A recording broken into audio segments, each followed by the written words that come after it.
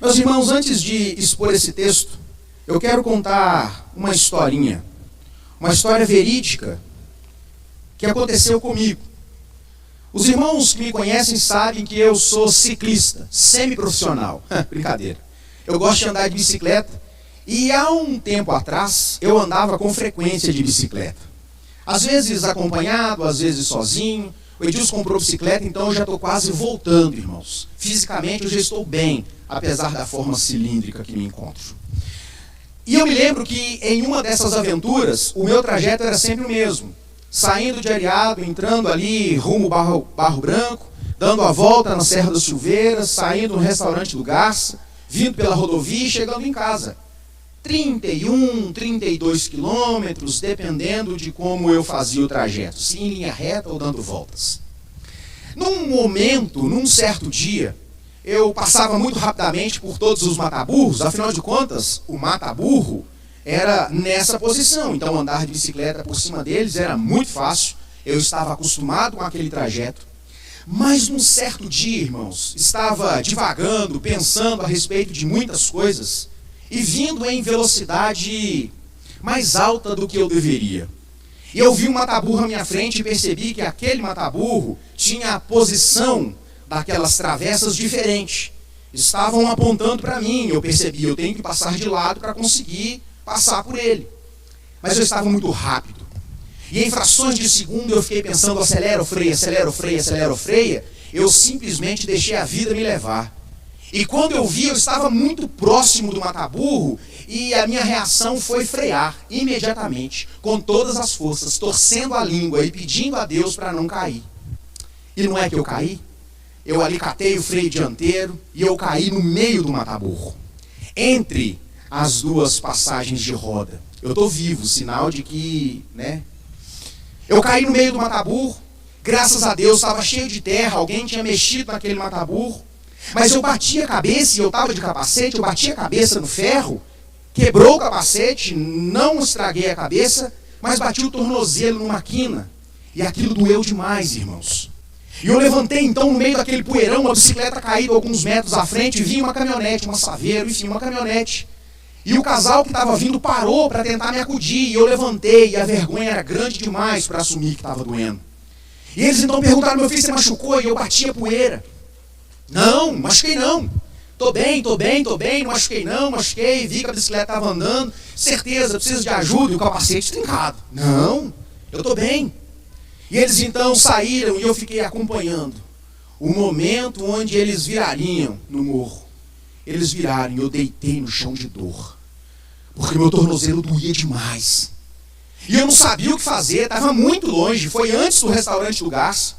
Estava muito longe de casa e eu peguei o resto da água que eu tinha e joguei no tornozelo. Para quê? Não sei, mas foi isso que eu fiz. Joguei toda a minha água no tornozelo que já estava inchado, doendo demais. Eu fiquei ali um tempo parecendo um tatu cheio de terra. E eu pensei, eu preciso continuar a minha caminhada. Eu preciso chegar em casa. Eu preciso poder chegar na minha casa para poder descansar. Tá difícil demais. Peguei a bicicleta e comecei a pedalar e percebi que não rolava com o pé esquerdo. E eu então pedalava com o pé direito e gangorrava com o pé esquerdo. Eu consegui fazer isso enquanto estava na estrada de terra, mas e depois para subir aquele morrão de asfalto, irmãos? Foi duro demais. Eu consegui subir, ia descendo, subindo, pedalando com o pé, empurrando certos momentos. Até que depois de mais de uma hora do ocorrido, eu consegui chegar em casa, extremamente exausto, inacreditavelmente com sede. E tudo o que eu enxergava era o portão de casa. Eu apertei o interfone, alguém abriu, eu entrei, joguei a bicicleta e deitei no chão. Os meninos vieram ver o que estava acontecendo e começaram a rir de mim, porque eu estava cheio de poeira. E eu estava com muita sede, eu queria chegar na água, mas estava cansado demais. O cansaço minou todas as minhas forças, a dificuldade do trajeto, a queda e o machucado me fez desejar parar. E eu deitei então na varanda da casa pastoral e ali fiquei por mais de meia hora, agonizando de dor, retorcendo de cansaço e quase morrendo de sede. E não é que ninguém foi ao meu encontro? Ninguém. Uma meia hora depois, o Mateus chega lá e diz: papai, o que está acontecendo? Você está aí todo sujo? E eu falava: água. Eu quero água. Ele me trouxe água. Eu tomei aquela água.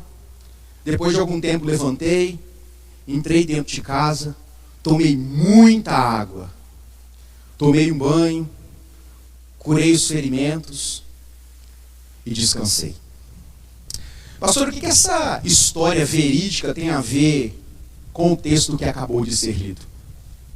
Meus irmãos, esse último período de férias me ensinou muito a respeito de descanso. Me ensinou que descansar não é uma possibilidade, mas uma necessidade se nós quisermos chegar ao objetivo final. Descanso não é uma opção para aqueles que têm um alvo determinado na sua vida. Nós precisamos descansar. Nós precisamos nos ver livre do cansaço para que consigamos completar a nossa carreira.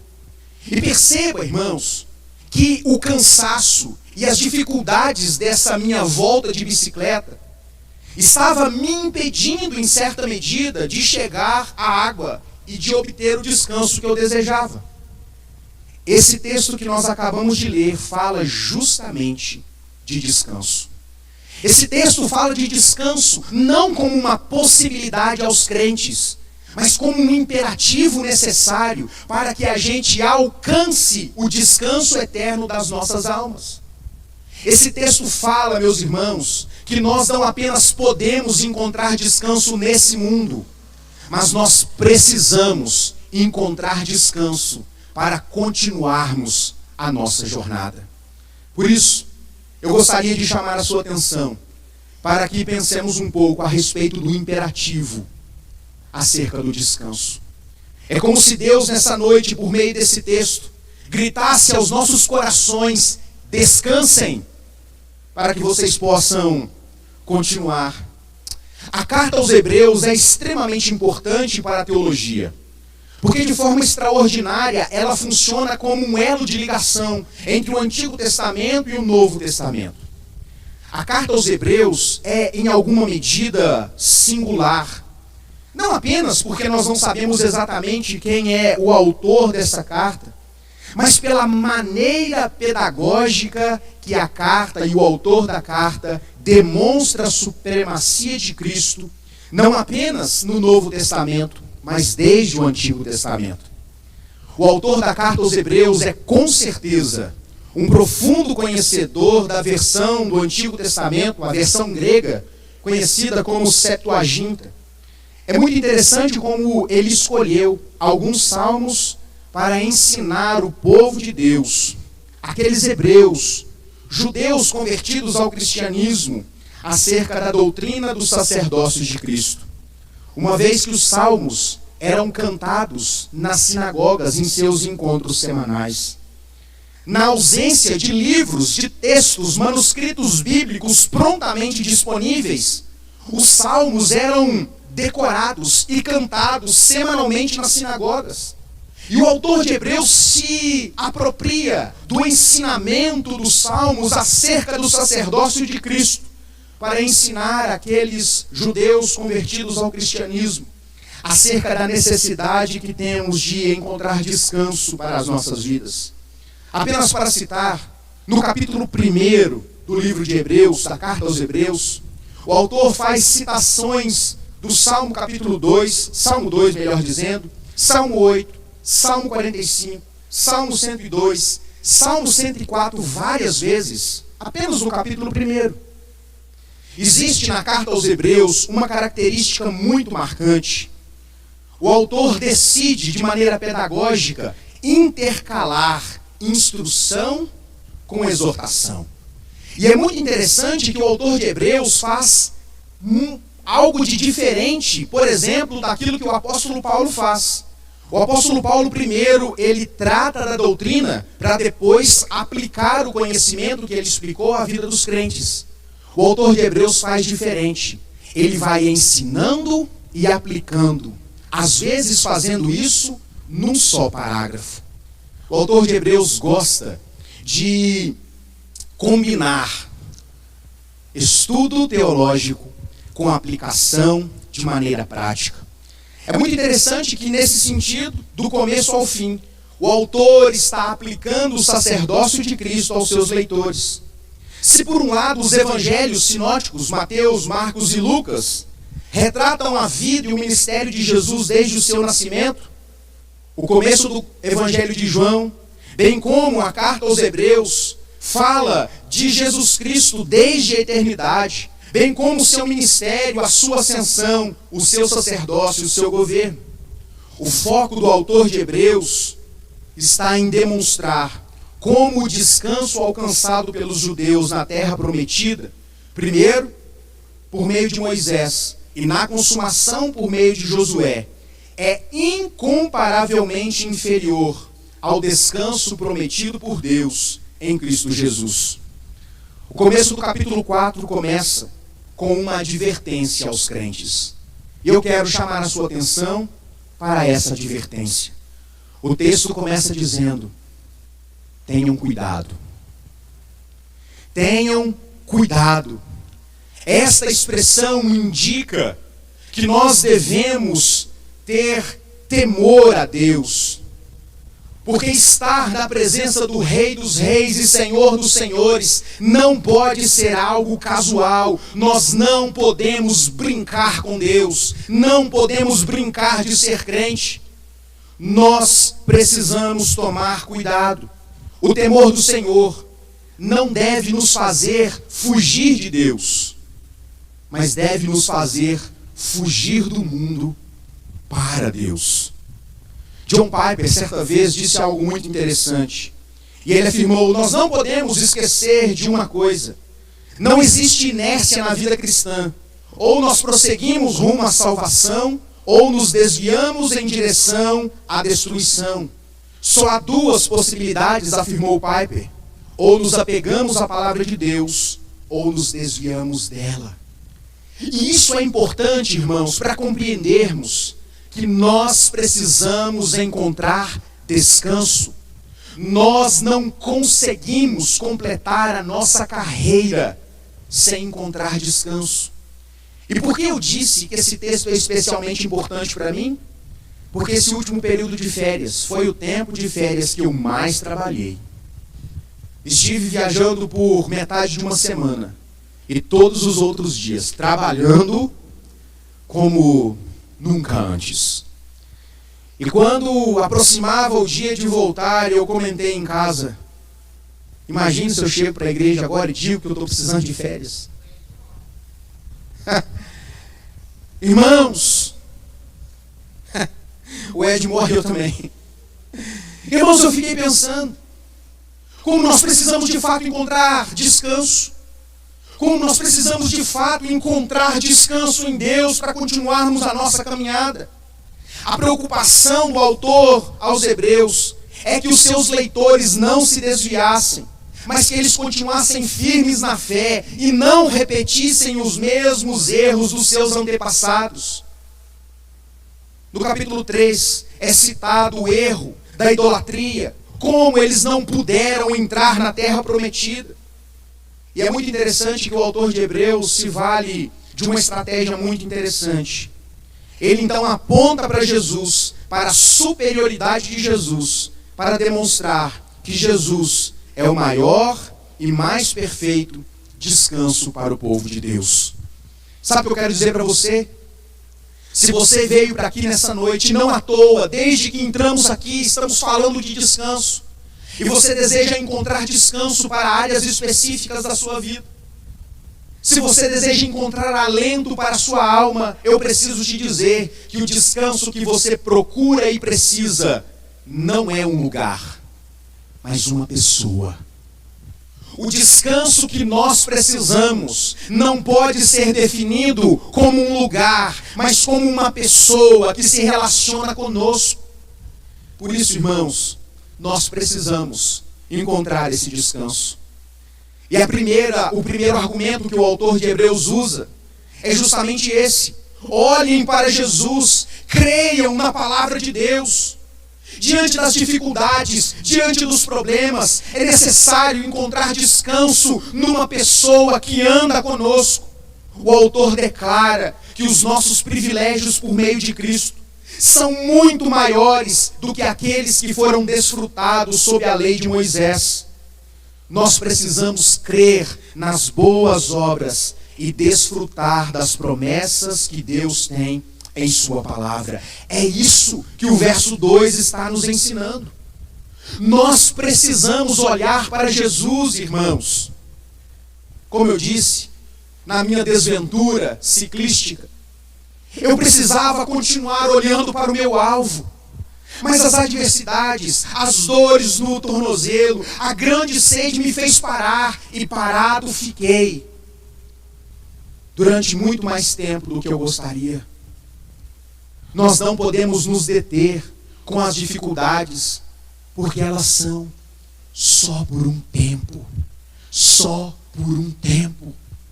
É muito interessante, mais uma recomendação de leitura, e como diz Dr. Jonas Madureira, o tipo do livro que você não pode passar dessa vida para outra sem ler. O livro dos mártires. Está à disposição dos irmãos?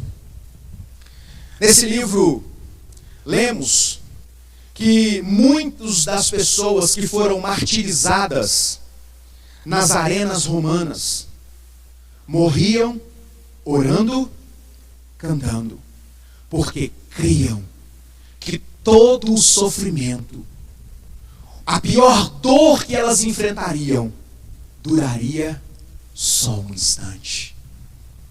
Durante toda a eternidade, elas encontrariam descanso para as suas almas. Esse texto nos ensina 3 lições importantes acerca do fato da lição que nós precisamos olhar para Jesus e crer na palavra de Deus. E a primeira delas é que a palavra de Deus é pregada para que nos beneficiemos dela. Irmãos, a palavra de Deus é pregada para o nosso bem-estar, para o nosso proveito, mesmo em meio às exortações. E o autor de Hebreus, no capítulo 13, chama essa carta de uma carta de exortação. Por meio da palavra de Deus, nós somos aperfeiçoados e habilitados espiritualmente. Nós precisamos dessas verdades. Paulo corrobora com esse pensamento em 2 Timóteo capítulo 3, versos 16 e 17. Em segundo lugar, a maioria daqueles que ouvem a palavra de Deus não se aproveitam dela. Isso aconteceu com Israel no passado. E infelizmente, irmãos, acontece com a igreja nos dias de hoje. Muitas pessoas são submetidas à mesma palavra, à mesma leitura, à mesma exposição, mas não se aproveitam daquilo que ouvem. E a razão para isso está na terceira lição. A incredulidade na palavra é a causa do não aproveitamento. Ouvimos a palavra, mas não cremos nela. A palavra lida e exposta encontra lugar na nossa mente, mas não encontra lugar no nosso coração. Não cremos na palavra que lemos e ouvimos como palavra de Deus, e por isso as nossas atitudes e as nossas vidas não são por ela transformadas. O autor explica que o temor de Deus se manifesta por meio da fé em Deus. Ter cuidado para com as promessas de Deus é uma consequência da fé que Deus coloca no nosso coração por meio da palavra. Eu quero que você memorize uma lição muito importante. Nós precisamos entender que ouvir o Evangelho é essencial, mas não é suficiente.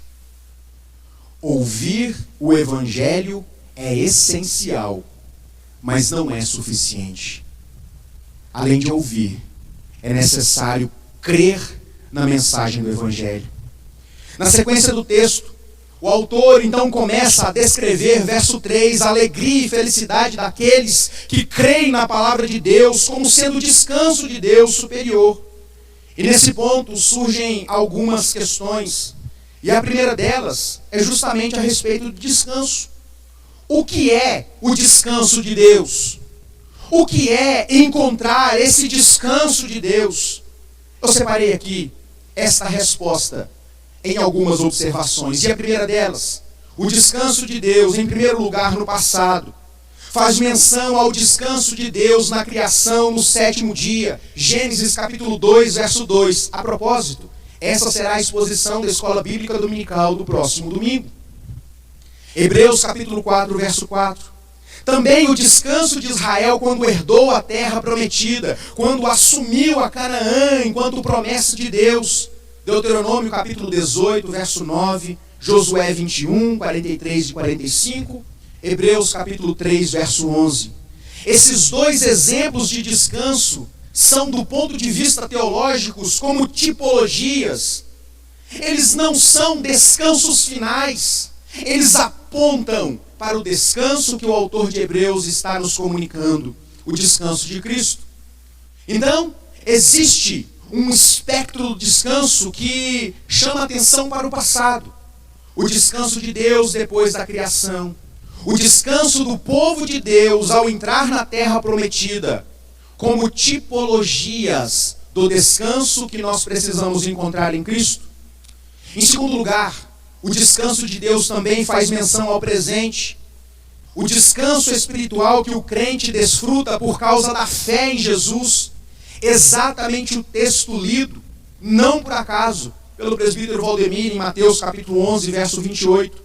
O descanso no presente é o estado espiritual de estarmos na presença de Deus por meio de Cristo Jesus. Irmão, se você teve um encontro com Jesus, você desfruta hoje de um descanso para a sua alma, que está para além das adversidades desse mundo.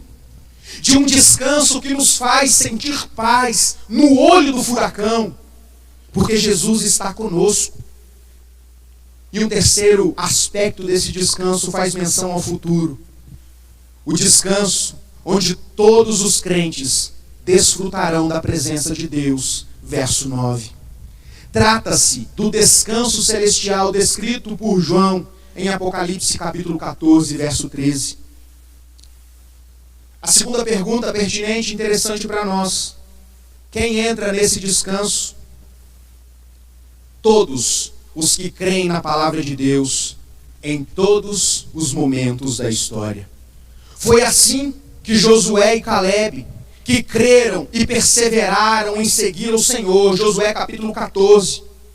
Foi assim que aqueles que creram em Jesus, Atos capítulo 4, verso 32, Romanos capítulo 10, todos estes que creram entraram no descanso de Deus, e os que perseveraram em seguir a Jesus. Então perceba, o que o autor de Hebreus está dizendo é que nós precisamos continuar. Nós não podemos parar na nossa caminhada. Nós já encontramos o descanso da alma, do coração necessário para continuarmos caminhando aqui até alcançarmos aquele descanso futuro que será completo na presença do nosso Senhor. Mas a pergunta que surge é: como, pastor, conseguir esperar? Como não sucumbir às dificuldades que enfrentamos? Como não sucumbir às surpresas que assaltam a paz do nosso coração? O autor de Hebreus aponta para a supremacia da palavra de Deus, o poder da palavra para fortalecer a nossa fé. Meu querido irmão, se você teve um encontro com Jesus, você pode encontrar descanso na pessoa de Jesus.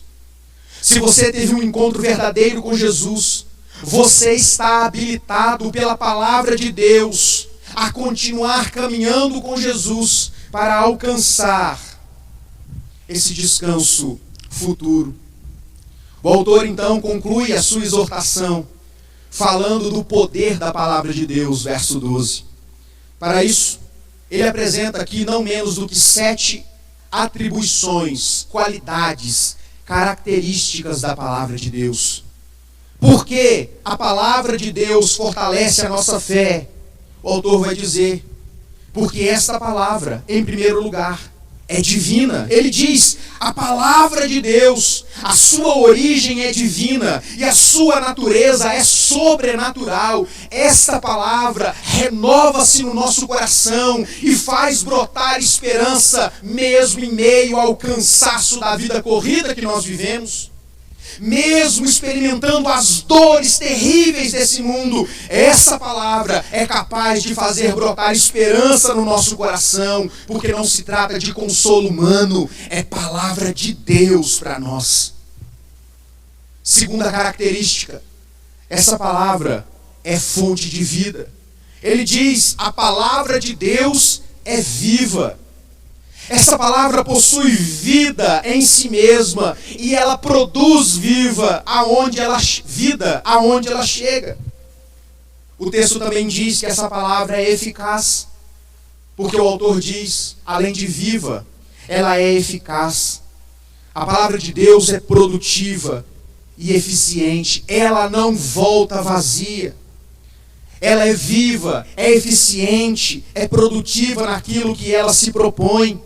Ela é útil em seus propósitos de convencer, educar, julgar e consolar os filhos de Deus.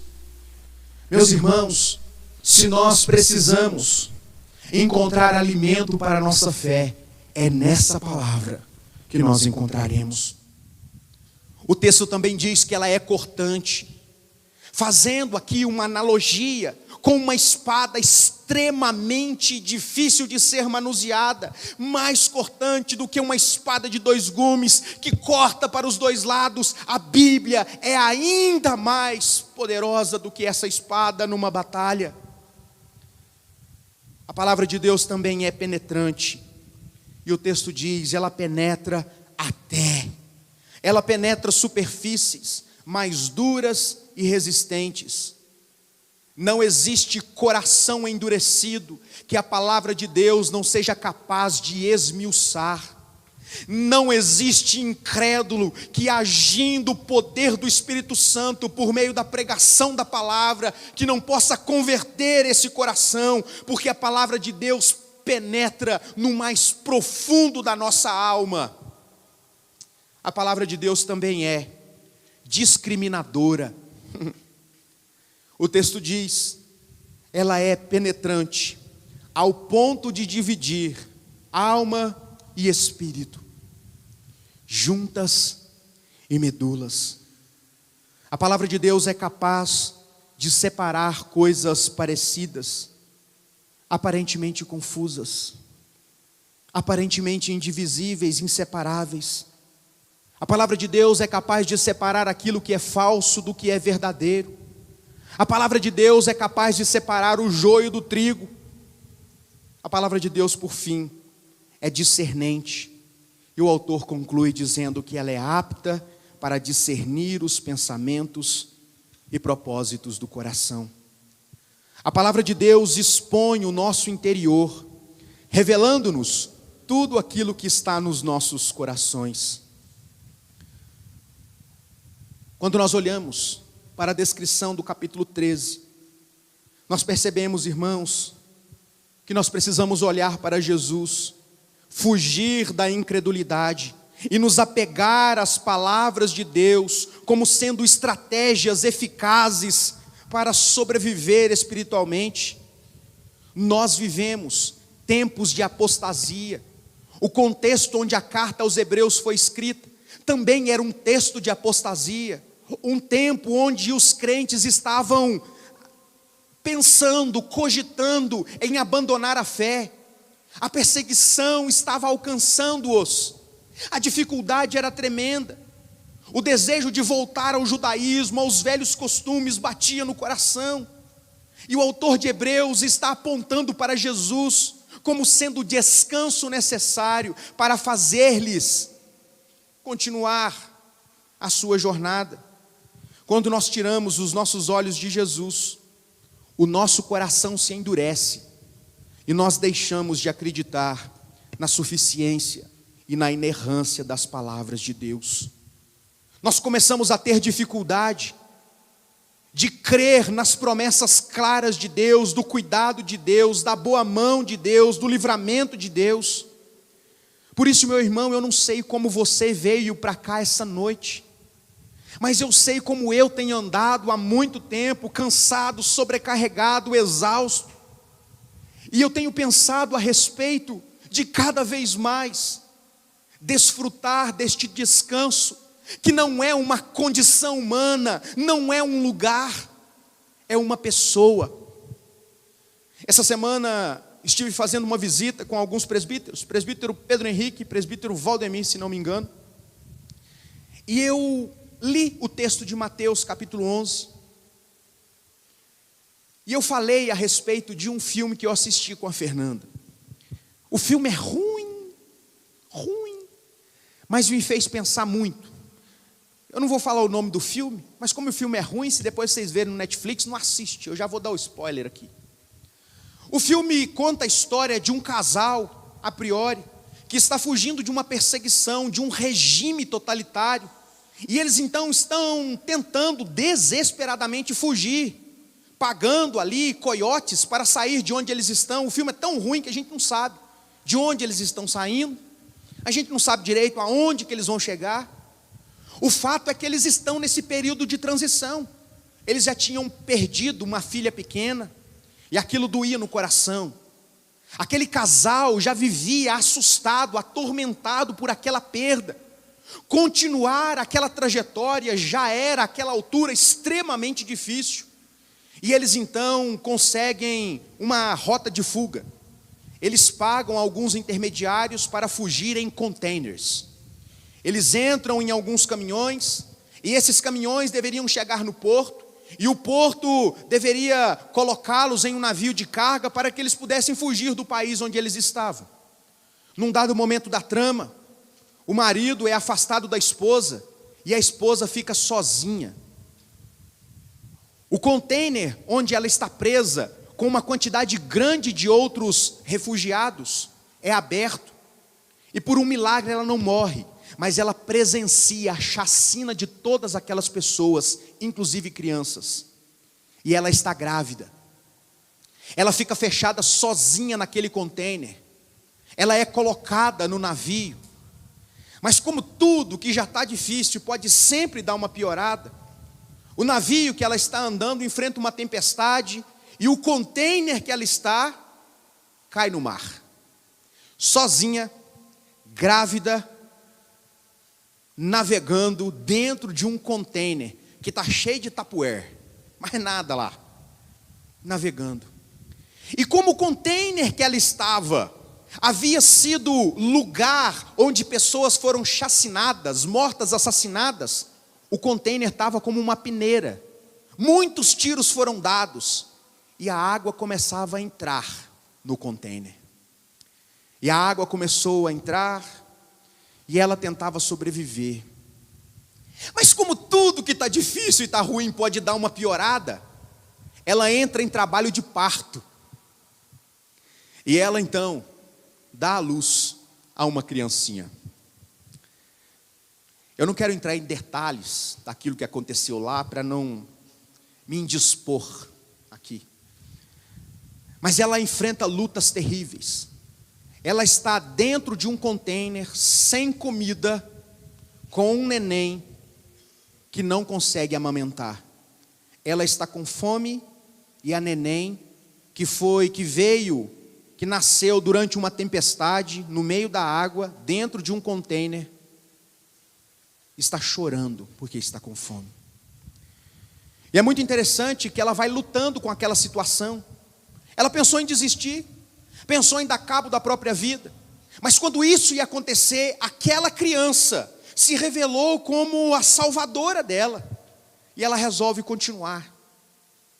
Mas ela está cansada, ela está exausta, ela acabou de dar à luz a uma criança, ela está com fome, e tudo que ela deseja é sair daquele container. Mas sair para onde? Ela estava no mar aberto, até que então ela encontra uma furadeira, e ela resolve fazer um buraco no teto daquele container. Depois de muita dificuldade, ela consegue fazer um buraco, e ela sai daquele container, e ela consegue encontrar alento, ao olhar a paisagem o pôr do sol. O filme se desenrola, ela consegue pescar alguns peixes, depois o container afunda, a filha dela fica numa jangada, ela está quase morta, é salva no final, as duas salvam e o pai da criança morre. Fim da história. Filme ruim. Mas esse filme me ensinou muito, irmãos, a respeito de resiliência. Esse filme me ensinou muito a respeito de não parar, de continuar, apesar das circunstâncias. Às vezes eu me vi exatamente como aquela mulher, atormentado, sem saber o que fazer, extremamente cansado, sem saber no que pensar, sem ter para onde correr. As pequenas válvulas de escape parecem não ser suficientes, mas aquele filme me fez pensar a respeito do fato de que, diferentemente daquela mulher, eu tenho um descanso para o meu coração. Nós temos um descanso para a nossa alma. Se, assim como eu, você está cansado, se você está cansado fisicamente, chega em casa e dorme. Mas se você está com a alma cansada, se você está com a mente cansada, a palavra de Deus nos convida a desfrutarmos hoje do descanso de Deus, que está na doce presença de Jesus. Se você, por vezes, se vê como a personagem desse filme sem esperança, e sabe, irmãos, não se engane, não somos super crentes, às vezes nós vacilamos, às vezes tudo que nos resta é choro, lamento. Muitas vezes a esperança parece escorrer pelos nossos dedos e não sabemos o que fazer, não temos para onde correr, assim pensamos.